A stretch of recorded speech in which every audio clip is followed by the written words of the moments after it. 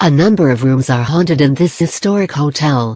Room 218 is the spot where Michael, an Irish stonemason, landed when he fell from the hotel's roof during construction. His ghost is said to bang on the walls and turn the lights and television on and off. Rooms 202 and 424 are also said to be haunted. Outside of the recreation room, the ghost of Dr. Norman Baker often appears, looking a bit confused. He ran a controversial hospital and health resort in the building during the 1930s. A nurse, dressed in a white uniform, has been seen on the third floor. A woman in room 419 introduces herself as a cancer patient to guests and housekeepers, then vanishes. Also roaming the grounds is a gentleman in Victorian clothing who haunts the lobby, the confused ghost of Dr. Baker, who ran the facility in the 1930s when it was a hospital/health spa, and the ghost of a nurse dressed in white who wanders the entire hotel.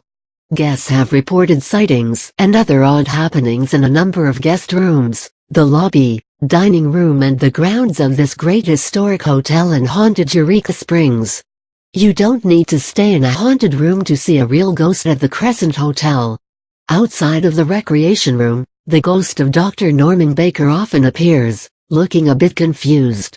He ran a controversial hospital and health resort in the building during the 1930s. Many people believe honestly that the spring water that flows underneath the hotel is high in energy and it attracts ghostly apparitions. Is this just a publicity gimmick to help a failing hotel?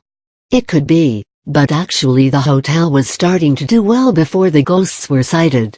The crystal dining room of the Crescent Hotel is particularly active, and many spirits in Victorian garbage have been spotted there at the tables or in the mirrors. Once, at Christmas time, the staff reported leaving a Christmas tree and presents at one end of the locked and empty crystal dining room. Upon their return, the staff found the tree and presents moved to the other end of the room, and chairs facing the tree in a semicircle. The 1886 Crescent Hotel and Spa has a rich and fascinating history. Read about some of the earliest accounts from these stories taken from the Eureka Springs Times-Echo, one of Eureka Springs' early newspapers which is still in existence today, and some fascinating information on Dr. Norman Baker, one-time owner of the Crescent Hotel, who ran a cancer hospital in his castle in the air. Please also see www.crescent-hotel.com/history.htm. The hotel was designed by the architect Isaac L. Taylor in 1886. It was used as a hotel for several years before it could no longer sustain itself financially. In 1908, the hotel was opened as the Crescent College and Conservatory for Young Women. Soon it couldn't afford to stay open as a school either.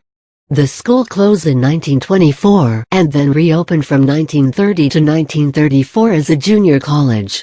The Crescent was leased as a summer hotel after the school closed. In 1937, it got a new owner. Norman Baker turned the place into a hospital and health resort. Baker was an inventor and had made millions of dollars by 1934. Baker wasn't happy just inventing things, because he thought of himself as a doctor even though he had no medical training.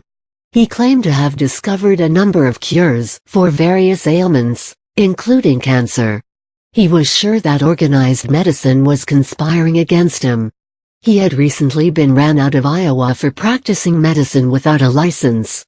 Baker moved his cancer patients to Arkansas and he advertised the health resort. The cure was basically drinking the natural spring water. No one was really harmed by this, but it wasn't really the advertised miracle cure.